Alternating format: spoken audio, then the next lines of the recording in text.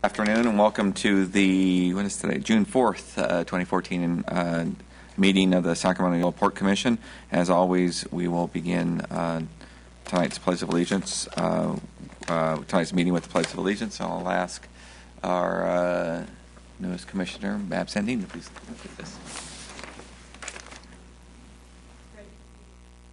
Pledge allegiance to the flag of the United States of America and to the republic for which it stands, one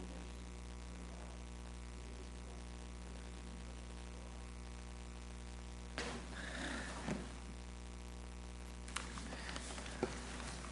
Thank you very much, Beverly. Welcome. Also, I need to report out to our port attorney, please. We had a closed session. We just finished up a closed session.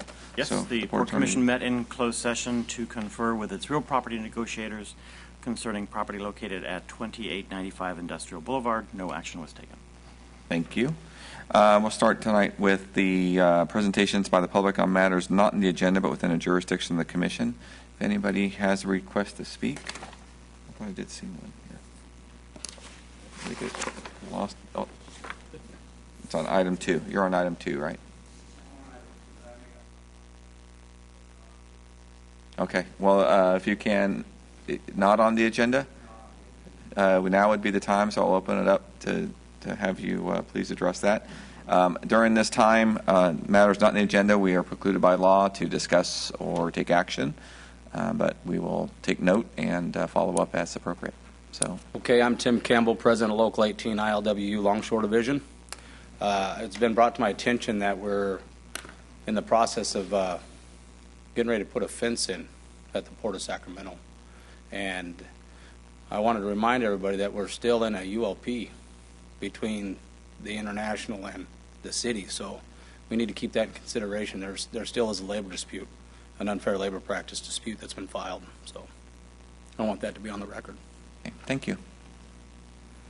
We have no other requests to speak, so we'll move on to the consent agenda.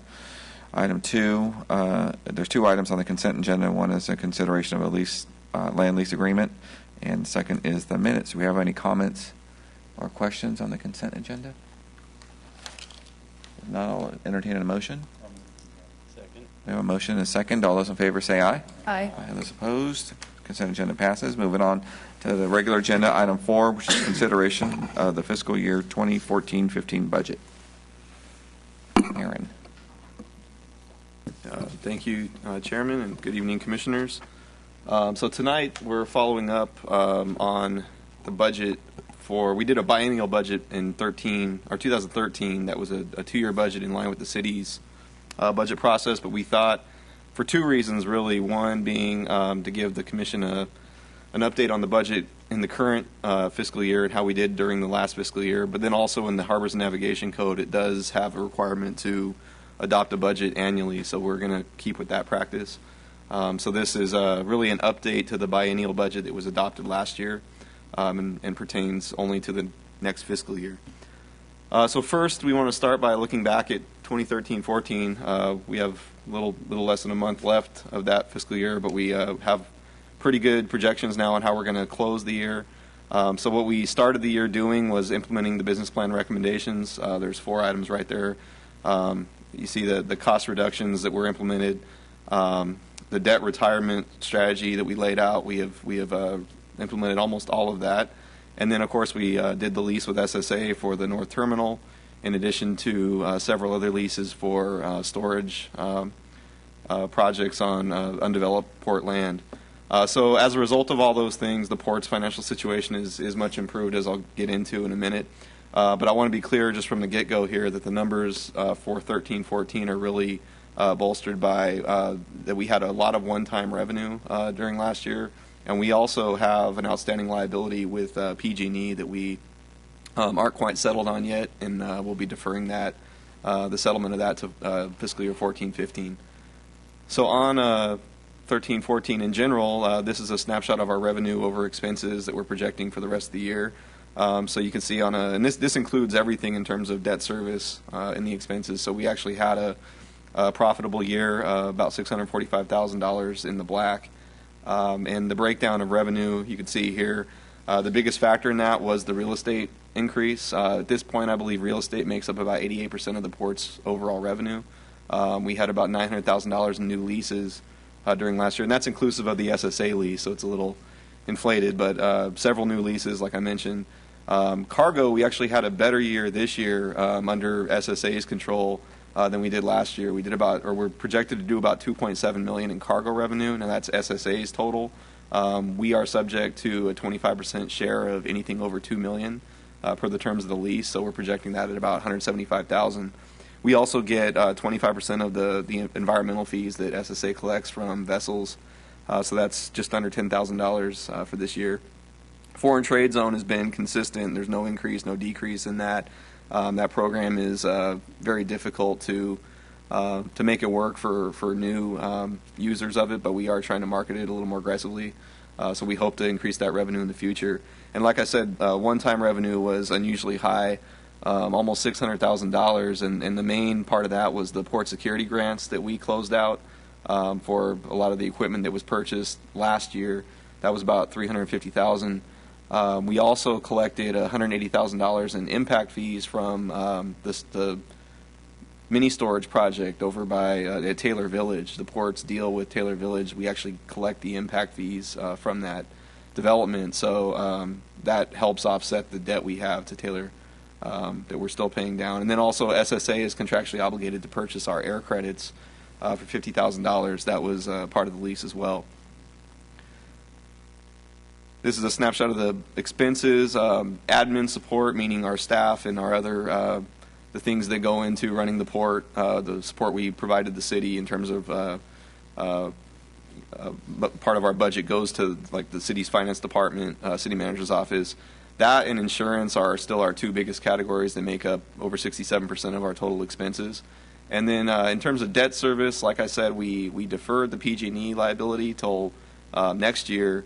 But we did pay off the Sierra Northern debt. That was, if you remember, a track lease with Sierra Northern where we took on a debt to have them make some improvements on one of the lines, and that was paid off with the track lease revenue that we normally receive. Because of their increased storage that they've been doing this year, we had more revenue than we thought we would, and we've actually paid off that debt now, so that track lease is now effectively revenue to the port, so that's definitely a positive. And so at the close of the year, based on last year we finished with about $947,000 in cash, and that was mainly from previous property sales, and I believe part of that was loan from the city. And we, as I mentioned, have the profit projection about $645,000 this year. So we'll be beginning next year with a pretty, on appearance, a pretty good balance there. But again, we still have the PG&E issue, and I'll get into the budget projections now for the upcoming fiscal year. So again, revenue, real estate is up this year, and there's two main reasons for that. One is the UPS lease you just approved, and the other is the Sierra Northern track lease. So these numbers are going to be a little bit different than the ones you had in your staff report, and that's mainly because of the UPS lease that's in there. We're projecting very conservative estimates for cargo and vessel fees. I think with the drought, there's a little bit of a concern about what next year's rice shipments are going to look like. Remains to be seen, but we want to make sure that we're not assuming we're going to have the year we had this year going into the next year. So we're just over $1.8 million in total revenue. On expenses, the operating costs are only different really for two reasons. One, we're going to be shifting more of our staff costs that directly work on the port. So, for example, my position will be paid more from the port this year. That was some direction we got from the commission last year when we adopted the budget. So we're following up on that and making some organizational changes there that will shift those costs. And then also the fencing project that is associated with the UPS lease. As you saw in the UPS staff report, we are really using the first year's revenue from that lease to pay for the fence that will surround their property that they're leasing from us. So the other big number is the PG&E settlement is included in debt service. So we're projecting about $550,000 there. And so debt service is higher next year than it will be, hopefully, much higher than ever it will be ever again. But because of that, the expenses are higher than revenue next year. So we're projecting really a structural deficit of about $560,000. But it's, again, important to note that that's mainly because of the PG&E settlement. And if you take the cash balance that we're projecting to finish this year with, subtract that from the projected loss for next year, we would project to start fiscal year 15-16 at just over $1 million in cash. So this is a 5-year budget projection. We don't like to look just a year or two ahead. We actually have a 10-year model, but there's some pretty good predictability in the next 5 years with our short-term leases and what our expenses are doing right now and what our debt service is going to look like. So I want to focus on the first part of the chart is just all the revenue and expenses, but I really want to focus on the bottom piece. Taking the operating profit, and that's before you factor in debt service, we're going to be pretty consistently around $600,000 to $700,000 per year. But we do have the debt service left. The main one in the next 3 years is the Taylor Village repayment. It's about $383,000 a year. So you can see in year 4, fiscal year 17-18, the debt service number really falls off, and that's when we can more confidently project that the port will no longer have a structural deficit.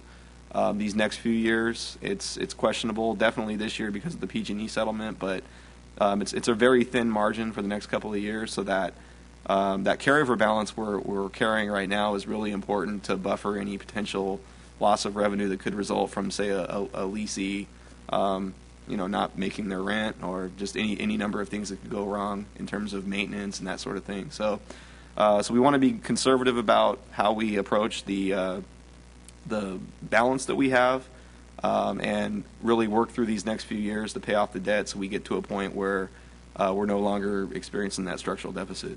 So these conclusions are pretty much the same ones I showed last year for the last fiscal year. We keep saying the next 5 years are the critical point for the port, and it's really because of that decrease in debt service, elimination of structural deficit. So really our focus still needs to be on raising revenue through real estate. We do have other opportunities to do that. We have other property that we're working on right now. So it is an overall positive outlook, but like I mentioned, the margin is very thin. The potential for things swinging either way is still fairly great with the deferred maintenance issues we've had, and just the relative imbalance of large lessees versus a lot of smaller ones. So we really want to look to diversify that revenue as well. And already kind of touched on the other points about being, not being speculative with our revenue assumptions, still focusing on retiring debt early to the extent we can, and also looking to further reduce operating costs. Although I think on that one we've really, we've become really lean with the port, so I'm not sure how much more room there is there. So with that, concludes my presentation. If you have any questions, be happy to answer those. Are there any immediate, thanks Aaron, any immediate questions for staff? Yes, Commissioner Johannesson. Aaron, just on the real estate revenue, in 2015-16, we see a lot of the public use leases drop for that 1 year. What is the reason for that? I mean, it's a small amount, but is the use going to be discontinued during that time, or is it just? You're asking in 15-16, what's the reason for the decrease in real estate? Yeah, I mean, it's like the rowing club lease, outboard club lease, same thing, all that kind of just dropped in half. It looked like comes back up again, just it blips that year. Oh, that the reason for that is because that's the year that they expire, and we would be renewing for that year. So what we're not showing is the rest of the revenue for that year. So that's one reason. That's actually an error in the sheet there. The other reason is because a lot of the short-term leases that we executed this year and last year are coming to an end then. So, for example, the ProPac logistics lease would be ending there. The Manson construction lease is also ending. So we'd be looking to renew those or replace them. But that's the main reason for the drop-off there. There's just an assumption that they're not going to continue for. Right. Like I said, we don't want to make speculative assumptions about renewals, especially when those were really meant to be short-term leases. So the property will be there for other opportunities, but we hope at that point we'll be actually maybe developing the property, so there'll be more a different kind of real estate revenue coming in at that point. All right. Commissioner Cabaldo. Yeah, just on that point, 'cause now that our role and our finances are mainly real estate driven, this budget report's great. I think the priorities that are out here make a lot of sense. I had the same question that Commissioner Johannesson had. But I would just ask that as when we, either in the next budget or before, that we start to develop a rubric for us to evaluate real estate transactions on the whole. The way these have largely come to us in the past is, oh my God, we found somebody is interested in leasing this and they're willing to pay us $4 a year. We're like, oh, we're almost bankrupt, so $4 would be great, and so we approve it. But now that our primary role is managing the real estate in that framework, we need some tools, I think, as a agency and certainly as a commissioner, to be able to evaluate them one against another. So that as you're just bringing us random leases and sales month to month, for me it would be helpful to have some, whether it's the structure of the reports that you give us, that you always give us, a certain set of, numbers that allow us to compare one against the other. Because up to this point, we just haven't done that, but that's now our primary role, given SSA's management of the port itself. And I would just request that staff, that you look at how to give us the tools that we would need to be able to provide appropriate policy oversight and leadership. Okay. And the timing of that is it's good too, because at this point, and Rick can correct me if I'm wrong, we've nearly leased every square inch of property that we have available at the North Terminal area. All those leases have either been short-term. They may have options that extend beyond, but they're mutual options, so we can cease the lease if things come up. So I guess one way to look at it is we're entering a next phase of real estate now that we've done all these short-term leases. Having some standards that look beyond those next 3 years definitely makes sense. Okay. Any other questions? Before we go on, Tim, I apologize because you had requested to speak and I just bypassed it. So do you have anything more you want to add on? I know it was on item 2, but it was kind of brought up in the context of this hearing, so I want to make sure I give you the opportunity. You're welcome. I apologize. Do we have a geographical map? I don't know where Site B is on the port business plan. Do we happen to have a map? Give us a second, Tim. Okay.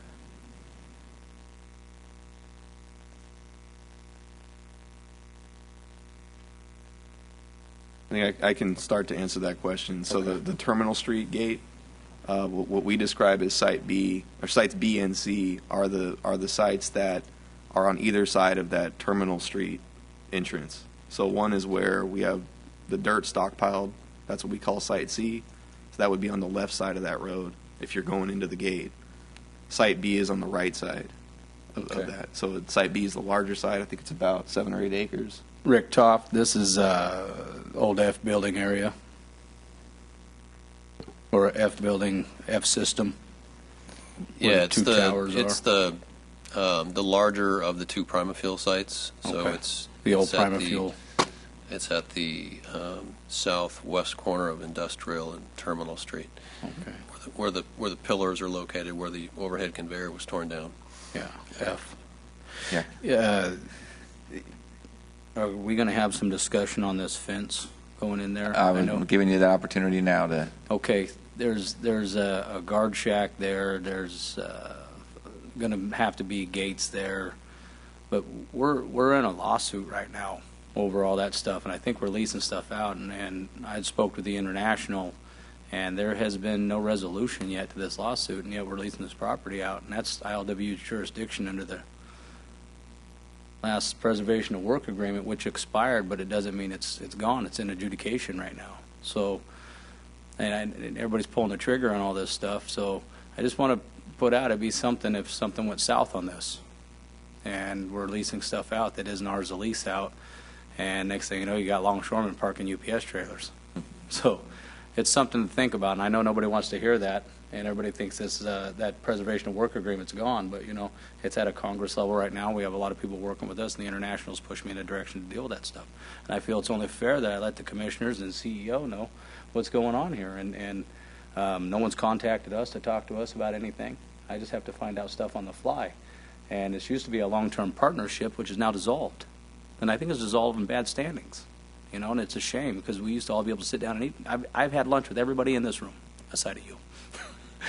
and you know, it's a shame it's turned to this, you know, that the boxing gloves are on and this has all happened. But I understand you guys are trying to turn into managing leases instead of labor. I understand that. I recognize that. But we are still in a partnership because there's still stuff going on out at the port that you guys are in a relationship with. Okay. Okay. So I want everybody to know that this is an issue. Thank you, Tim. Yep. Appreciate you coming up. Again, I apologize for getting you on the previous item. Okay. Any other comments or questions for staff on the budget? No? No, I move approval. Okay. Motion? I'll second that. And the second? All those in favor, say aye. Aye. All those opposed? No. Thank you. Budget passes. Good work, guys. Thank you. All right, so on to item 5 in commission reports. Any reports from our commissioners? None? Any other reports from the port CEO update? Just briefly, Mr. Chair and Commissioners, we have a letter that I believe is copied in front of you to General Turner of the San Francisco District Army Corps of Engineers, opposing the concept of shifting the oversight of the maintenance O&M dredging from Sacramento District to San Francisco. Port of West Sacramento and Stockton favor the current position where the expertise exists in the Sacramento District. So we've alerted General Turner of our position, and as well as Congresswoman Matsui, and there seems to be some support for our position. Yeah, I was just reading through that. Yep, it's a good letter. Thank you. Okay, any other reports? You know? Okay. Any motions to adjourn? No? Okay. Meeting's adjourned. I'll move to adjourn. Thank you. Meeting adjourned.